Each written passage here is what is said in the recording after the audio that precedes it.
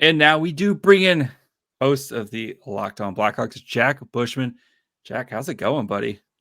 JD, it is rather nice to have someone who I feel like I can relate to right here, right now A through all of my kinship. struggles. Exactly. I'm not going to say I'm doing good because that wouldn't be accurately describing my feelings, but I'm doing better now that I'm here on a show with you. And I feel like I can just bounce my frustrations off someone who truly understands a little bit. So I'm doing pretty good. Thanks for having me on, JD. How are you doing this afternoon?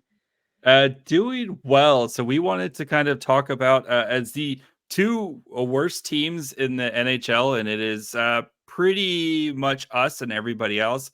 As of right now, Chicago has a 3-point lead on the Sharks for the race for Celebrini. So we wanted to kind of talk about this season so far and kind of look ahead for both these teams that they're both looking to try to grab presumed number one pick Macklin Celebrini. And let's start, Jack, with how did we get here for Chicago, right? You guys land Bedard. Of course, Bedard is fractured jaw and has missed the past couple weeks.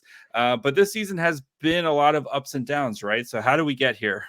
Yeah, it's actually kind of crazy that we've gotten to this point, JD, because the first few weeks of the regular season, the Blackhawks had an absolute gauntlet of a schedule because the NHL wanted to throw Connor Bedard in all the big markets. They were on the road their first 5 games: Boston, Colorado, Toronto, you name all the big dogs. The Blackhawks played in their building, and most of them were during their home openers. But I'll tell you what, in the early going, this Blackhawks team, they showed some fight, and I want to say they were 4-6-1 through their first 11 games of the season. It was like, okay, we're going to see signs of progression this year. We're going to see this team compete a little bit more often. I don't think we're going to go and contend for the Stanley Cup playoffs or anything, but it felt like it was truly going to be a season where the light at the end of the tunnel was going to start to grow, and it was going to get Mhm. bigger for everyone to see and to understand how special the potential is for this group moving forward.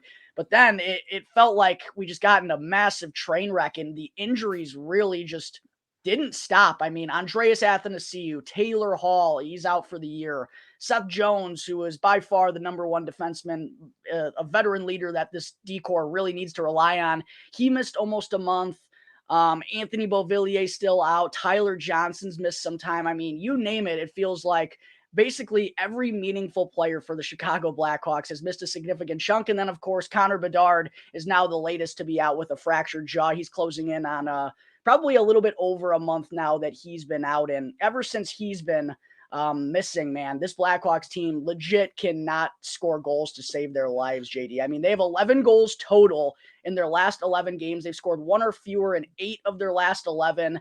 In 3 of their final 4 before the NHL All-Star break, they got shut out, and they've matched or actually set a new franchise record with 20 consecutive road losses. So it has been some Ooh. tough sledding, and I really didn't envision this season going this way because, like I said, I thought the Blackhawks got off to an encouraging start, but just unfortunately, the injuries really derailed this team. And even head coach Luke Richardson has said he's never really seen anything like this. So I don't mean to be that guy and to pull that card, but it really is just a result of like a series of unfortunate events that has put the Chicago Blackhawks in this place. But what about for San Jose? How did they find themselves in a dogfight with the Chicago Blackhawks here at the bottom of the standings? Was that always part of the plan, or what kind of you think led to that for the Sharks? It was always kind of part of the plan, but then much like you, a lot of injuries, right? Captain Logan Couture didn't make his debut until a couple weeks ago. He missed the first half of this season, right? And that's a very solid 2C that it just pulled out. And it's been a lot of the same thing of just anytime it feels like someone gets healthy, someone else gets knocked out. And it's been the Sharks have had one player, Fabian Zetterlund, who's played in every game this season for San Jose, and they've had to also deal with the multiple injuries. And you talk about this slump. The Sharks went through this just at the beginning of the season, right? Oh, They went.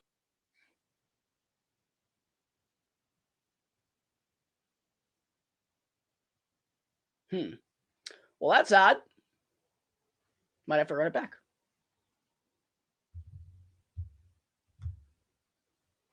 We got lost. Okay. It happens. We can edit it. Yes. I'll just start with you. Yeah, I'll just start again. So, and look, we got the timer back now. All right. 3, 2, 1. All right. Much like you, the Sharks also have been dealing with a ton of injuries, right? Captain Logan Couture missed basically over the first half of the season, just made his return prior to the All-Star break. And, guys like Mikael Granlund kind of in and out of the lineup. Duclair has been hurt. Like, you name it, basically. Even Tomas Hertl, he had a kidney stone in missed games. Like, stuff like that, where it's just always guys kind of something happening. And then, so they're finally starting to kind of get healthy now. But much like the Chicago with their scoring woes, that happened to the Sharks at the beginning of the season. They started their season 0-10-1, if you remember.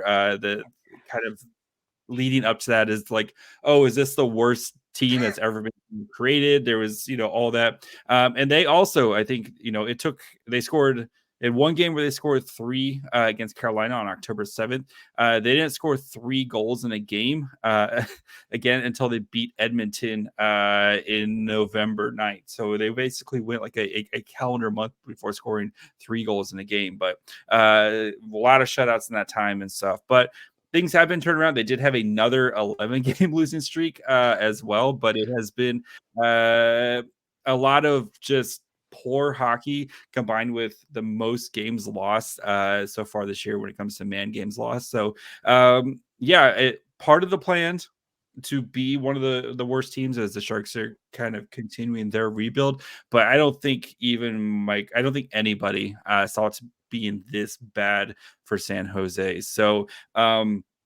I know both these teams have been kind of dealing with injuries. What do you think, other than the injuries, has kind of been at least let's try to be some positive. What do you think kind of been one of the positive things for Chicago this year?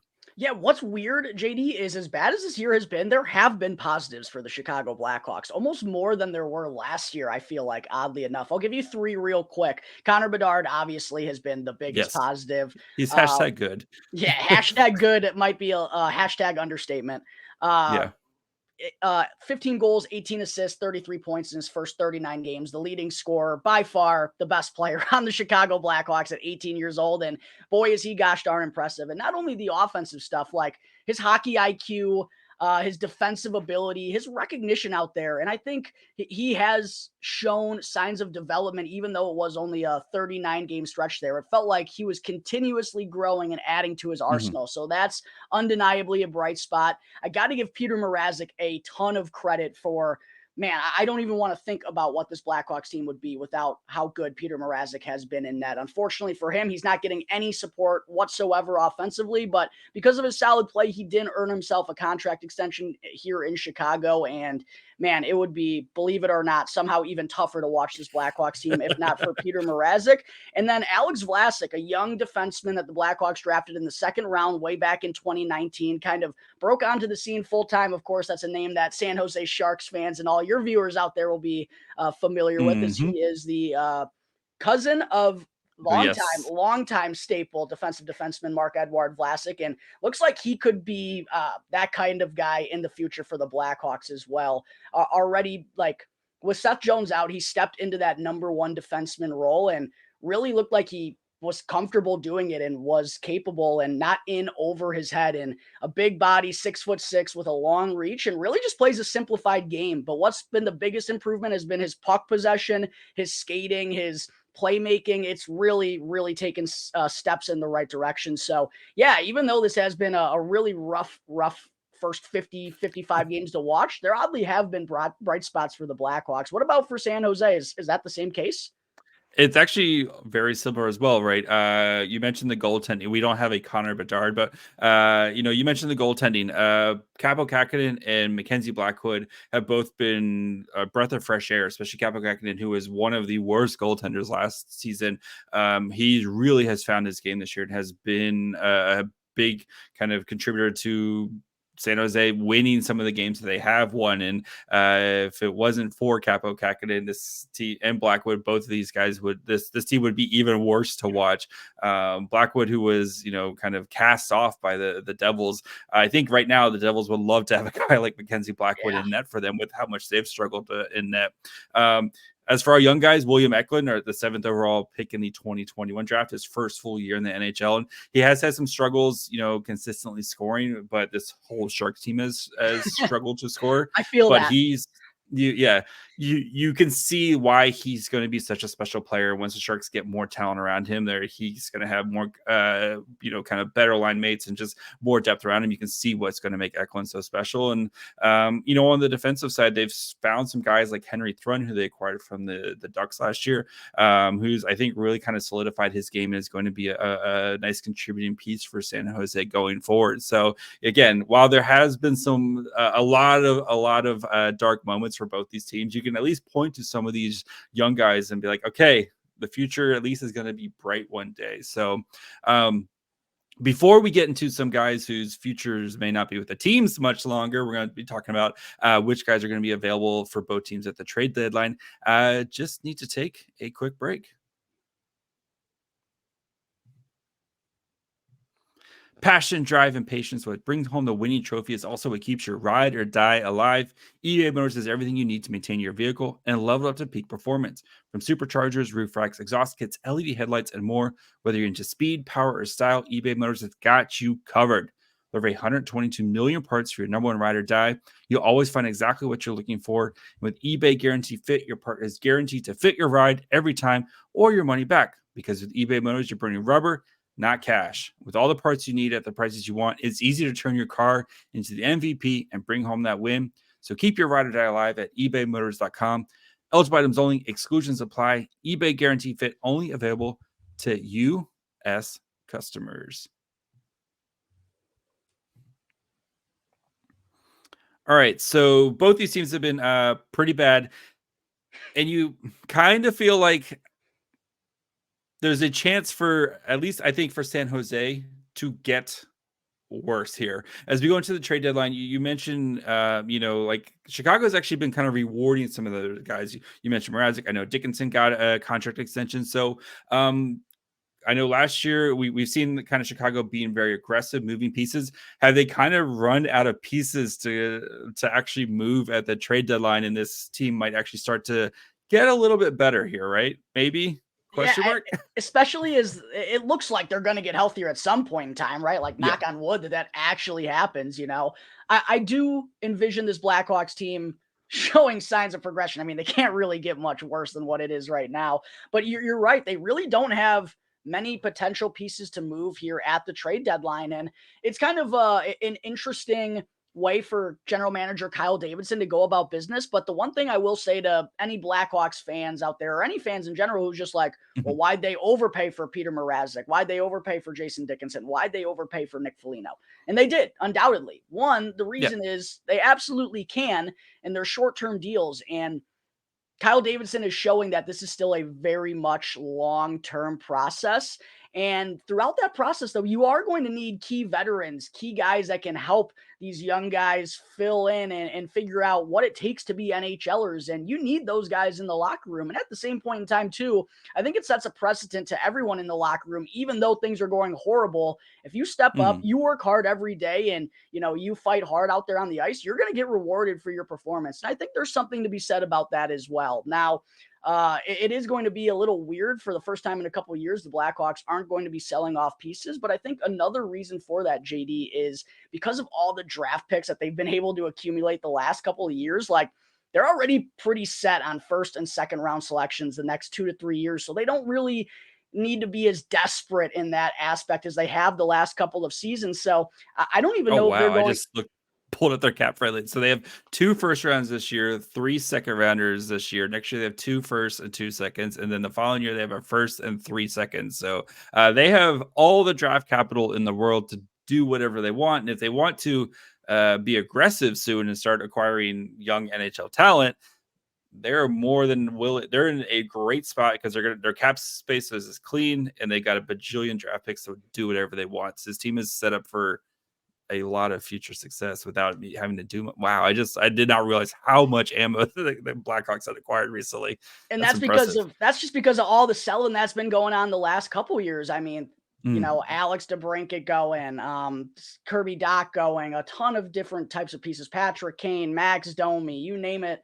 If you had value on the Blackhawks the last couple of years, you probably got shipped out. But yeah, that's why they're kind of in this position to spend some money on some guys like Jason Dickinson, Foligno, and Peter Yep. Mrazek, and not be as aggressive in that market. I do think one guy to maybe keep an eye on is Tyler Johnson, who's on the last year of his expiring contract. But other than him, man, it's really hard to see who else the Blackhawks could move. Like maybe they try to move Colin Blackwell if they don't see him part of the future next year, but he's also someone who's kind of been making the most of his opportunity recently. San Jose Sharks legend Jacob Magna maybe could get moved for a late round pick, but at the same time, they kind of need him on the back end right now because they're a little bit depleted. So yeah, you kind of hit the nail on the head there. I don't envision the Blackhawks being all that aggressive during the trade deadline this year. And I do think that provides an opportunity for San Jose to kind of come crawling back a little bit in the standings while the Blackhawks are more likely to start gaining points, I would think. What's kind of the outlook for San Jose? What are your plans thinking ahead right now as far as the trade deadline goes? It's going to be an interesting trade deadline for San Jose because they have a lot of guys who are kind of like on the last year of their deal, but their contracts maybe not the greatest situation. You got like a guy like Mike Hoffman, who's, a former 30-goal scorer, but at $4.5 million, like that's a little bit of a tough ask. And the Sharks, they only have one retention slot left because of the Erik Karlsson trades and the Brent Burns trade. So they only have one slot left for the next 2 seasons. So they have to be really kind of pick and choose their spots when you use this retention slot. So guys who I think are realistically gonna, actually garner offers. Anthony Duclair, nice $3 million contract last year of his deal. We know he's a former 30-goal scorer. Has kind of had an up and down season with San Jose, but I think he could potentially garner some interest as a team looks to try to add some scoring depth in their second line. You have Mikael Granlund, who's having like an amazing year this year, but his contract, he's at 2 years at $5 million. And I wonder if teams might be a little worried because he got traded last year to Pittsburgh and had a terrible season, was almost basically a buyout candidate before he was traded in the Erik Karlsson deal. They have guys like Alexander Barabanov, who's got a nice, easy contract at $2.5 million, who's also a free agent. And, they have some other guys who are kind of like whatever type of guys, at least on the forward department. I think two big questions, though, are Mario Ferraro. Mario Ferraro is the 25-year-old defenseman, $3.25 million. It's got a couple years, but he could garner a lot of interest for teams that are looking to add a good defensive player, good like fourth defenseman. If you look at a team like Toronto, who's been sniffing around every defenseman who's got a pulse right now, if he could be an interesting player, but at his age at 25, he could also still be part of the next Sharks kind of good Sharks team. And then Capo Kakkonen, who I mentioned earlier, who's in the last year of his deal, if a team is looking to add some goaltending. But again, it's so hard to find goaltending, and if he continues to play well, the Sharks just might want to keep him around because, again, the Sharks have had such terrible luck finding goaltending. So I do think San Jose is going to be very, very active, trying to kind of sell off anything that isn't bolted down. They don't have any big names like last year. We had the Timo Meier deal, and then the past off seasons we've had Brent Burns and Erik Karlsson, and there is, maybe Tomas Hertl, Logan Couture. I don't see those guys moving right now in the middle of the season. If one of those guys were to be traded, that feels very much more like an off-season deal. But there's been no indication from either player who basically kind of both control their own rights that they want to leave San Jose. And I think both of them love San Jose, and both of them kind of see themselves kind of being the stewards towards the next great Sharks team. So, but yeah, I think it's gonna be a very interesting and active trade deadline for general manager Mike Grier. The question is, are you just going to get a bunch of like mid-round picks and try to some more dart throws type of situation? So, but I do see this team getting actively worse. While I do think the Blackhawks, there's a chance for them to at least start scoring points when Connor Bedard gets back, right? And that's what we're all hoping for is can you score more than a goal a game? Because watching that Wild game, I watched that entire Wild game, and I don't know how you willingly did that. It was awful. It started at 9 p.m. Central Time. Why? That's 6 o'clock my time, or 7 o'clock my time, whatever. It was, that's like normal time for that's why the West Coast is the best coast, buddy. Games starting at 4 p.m. on an afternoon and ending at like 10:30. It's the best. But let's get into, though, kind of the big prize, Macklin Celebrini. So we'll talk about Celebrini, what he would mean for both these franchises, and we'll both kind of make our case on why our franchise deserves it a little bit more than the other. And we know I'm going to easily win this debate. So we'll get to that here in just 1 second. We're driven by the search for better. So when it comes to hiring, the best way to search for a candidate isn't a search at all. Don't search, match with Indeed. If you need to hire, you need Indeed.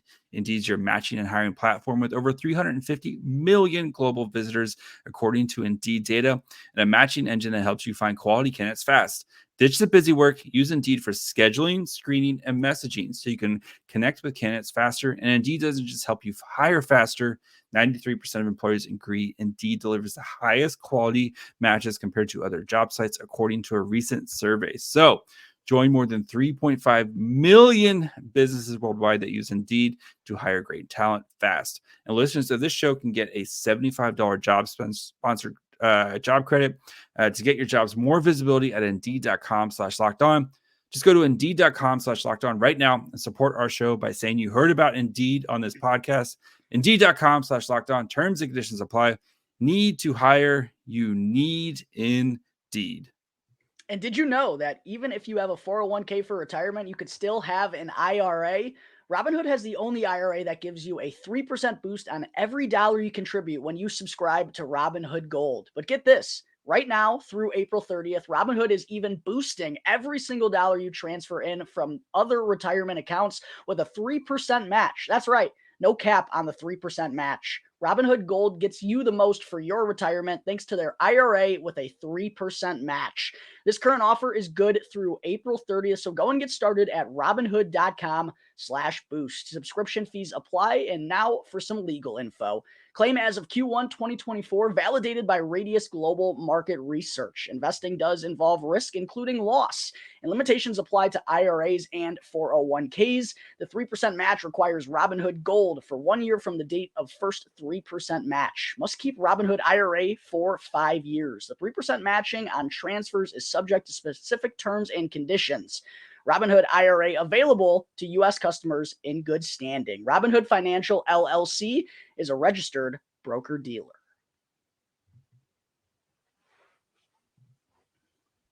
All right.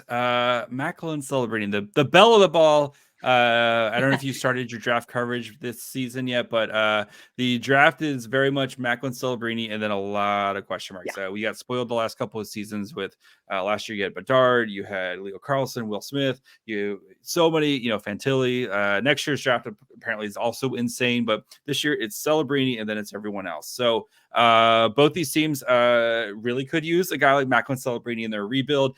So I will start with you. If Chicago gets back on Celebrini, this is very much, we've seen this movie before, right? Of them getting two like top end guys and then they go and win 3 cups. Is this the start of is this the sequel trilogy? It feels like it could be, and I'll tell you what, if the Blackhawks do land Macklin Celebrini, there are going to be 31 other very, very angry fan bases out there, and I am going to be licking up those tears the entire time. Connor Bedard and Macklin Celebrini would be, I mean, just a dream come true, and it's kind of crazy to think, Jonathan Toews went number 3. This would be 2 back-to-back number 1 overall selections, and just would be a perfect dynamic duo moving forward that you could kind of throw up on the billboards all around Chicago, and everyone knows these are the guys that we're going to be hanging our hats on for the next, hopefully 10 to 15 years. And I haven't done a ton of draft coverage yet, but watching the World Juniors, I mean, you had to go and watch Macklin to see what he was going to do, right? And yeah, I completely agree. It's Macklin at number 1, and then 2 through 9, it really feels like it's a huge question mark and a huge toss-up, but undoubtedly this kid is going to be the number 1 overall selection. What he's been doing with Boston University so far at 17 years of age as a freshman is simply ridiculous. Yeah, I'm salivating at the mouth of the potential that the Blackhawks could end up with both of those two. But quite honestly, what was kind of funny, JD, is all throughout last year during the bad for Bedard, whatever you want to call it, I never got too ahead of myself because I didn't want to think the chances were too good. I didn't want to get myself worked up for a potential disappointment. And I kind of Yeah. feel the same way about Macklin Celebrini this year. I feel like it would almost be too good to be true for the Blackhawks to end up with both of them. I'm obviously hoping that does wind up being the case, but man, it really feels like a dream type of situation for the Blackhawks, and obviously would kickstart things, I think, to an even another gear. I've kind of talked about throughout the show how Kyle Davidson, Blackhawks general manager, has really emphasized a patient approach. I think it Mhm. makes things a little bit tougher to be patient when you have those two guys. Macklin, assuming he steps onto the NHL scene right away after being the number one overall selection. I think that uncontrollably kind of speeds things up with just the Yeah. talent that those two have at a young age. So yeah, would be obviously a dream come true for Chicago after getting Bedard last year. I know not a dream come true for a lot of other fan bases, but talk to me about what it would mean to San Jose. Obviously, you told me before recording that there's a little bit of a tie for his family out There's on the West Coast so that you're pulling for. So let me there's hear the so spiel many right here. ties. Uh, we know that it was rigged last year. It's time for I've seen what Bettman has done for other franchises, and I want it to happen to me. There's the storylines are too good, right?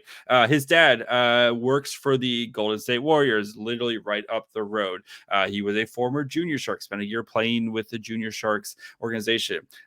He's playing at Boston University. Head coach David Quinn and general manager Mike Greer. Guess what school they went to, Jack? They went to BU? Boston University. Like It it wasn't makes two BC? it the Sharks they've never had the number one pick in their whole franchise's history. They've gotten second pick a couple times. Like it just makes too much sense. And the Sharks have been bad for a while. We've especially after their Western Conference final runs. It's been a long kind of 4 or 5 years now of trying to kind of dig themselves out of this credit card debt of trying to win a Stanley Cup. And right, every team has to pay that debt at some point. And the Sharks have been paying their debt, trying to work out some of these bad contracts, moving on from players. And I think it would just energize this fan base, right? And Sharks fans got really excited about Bedard last year, myself included. Kind of dreaming out, wearing 98 and teal, what it would look like. And I think for San Jose, they've done a lot of stuff. They have a lot of like really good pieces, right? You have Will Smith, who's been tearing it up at Boston College, and I've watched a lot of Boston College versus Boston University, and you can see like, man, these guys are great. It would be great if they're both teammates at some point. I think for San Jose, this would kind of be that turning point in the rebuild where you can start, like you said earlier, you see the light at the end of the tunnel start to get bigger, right? And if you have Will Smith and Macklin Celebrini both stepping on the ice together next year, and then you have William Eklund, and then you still have guys like Tomas Hertl and Logan Couture to kind of help them lead the way. So you're not having just a bunch of children out there running around trying to figure things out. You can kind of see like San Jose has done a lot of things right. And I think it's all ping pong balls and lottery, but you can feel like they would be very much deserving of getting a guy like Celebrini who can again help for a team that's been struggling to get butts in the seat right now, especially since COVID. Celebrini can bring some energy back to San Jose hockey and a very passionate fan base that needs is very much in need of a star, especially after Joe Thornton retired. Patrick Marleau, like those heydays or those days are long gone. And a guy like Celebrini, where you can throw up on the billboard with him and Eklund and Will Smith, and that's your new core, that's your new fun core going forward. So we all know that it's probably going to be a team like Ottawa who wins the draft out, just the most random team. I'll tell you what, JD, But, you make a good case there, and I will be rooting if it's not the Blackhawks. I really do hope Macklin Celebrini goes there for a couple different reasons. One, the Anaheim Ducks do not need any more prospects; they have enough. So they have so many. the Sharks over the Ducks any day. I'm in complete agreement with that. And I'll tell you what, I watched the World Juniors pretty in depthly. And boy, Will Smith is a stud, my guy. That would be a very awesome dynamic duo for the Sharks to have moving forward. And not to kind of switch gears here real quick. Yeah. I had one interesting question that I did want to ask you before we stopped recording. Number No 4 worries. on the board last year. Were you wanting it to be Will Smith or were you wanting to go Matvei Michkov? What were your thoughts at the number 4 spot last year? I really I want to was know. Mitchkov. I was 100% Mitchkov. Not that, like, again, I've made this a point on this podcast a million times, right? If I was general manager Mike Greer, I would have picked Mitchkov because I think, again, I'm a very much shoot for the upside type of guy when it comes to the draft. Because not that I think Will Smith's gonna be a bad player. I think Will Smith's gonna be an amazing player, Oh yeah. but Mitchkov though definitely has that boomer bust where he is going to be either like you step in and he's gonna be a 100-point player, or he may never make it. So I would have picked Mitchkov, but I'm very happy with Will Smith. I understand you. There's a connection between Greer and Will Smith. Greer knows Will Smith's family. I think Greer likes the college route. I think he thinks that players kind of develop a little bit better in the college route. And I think Will Smith's going to be amazing. A lot of Sharks fans are kind of disappointed, especially because you look at the top 3 picks, right? Fantilli, Carlson, and Bedard. All those franchises are kind of getting to see a taste of it, and we're still just kind of waiting because of Smith's going to college. So we're kind of stuck waiting to see what happens with Smith. I think Smith's going to be an amazing player, and I think if you have Smith, Celebrini, Eklund, and then Quentin Musty, who the Sharks got at the end of the first round last year. Quentin Musty looks like an absolute monster. The Sharks better days are ahead for San Jose. So better days are ahead for Chicago, and hopefully we can have some fun again, in the future. And as long as Vegas, just Yeah, no more. I'm thinking a few years down the road, we can have another good 2010 Western Conference final type of battle once these two teams figure it out a little bit more, JD. That'll be fun. I'll meet you there, buddy. Jack, you've said it all. Where can the people find you, buddy? Yeah, absolutely. You can go and find the show Locked On Blackhawks for free wherever you may listen to your podcast. If you want to check out the page's account on social media, you can find it at capital L, capital O _ Blackhawks on X. As for my personal, you can find me at Jack Bushman 2. You can, of course, find Locked On Sharks wherever you get podcasts and on YouTube as well. You can follow the show on Twitter, Facebook, and Instagram at Locked On Sharks. You can follow me on Twitter at MyFryhole. Until next time, friends.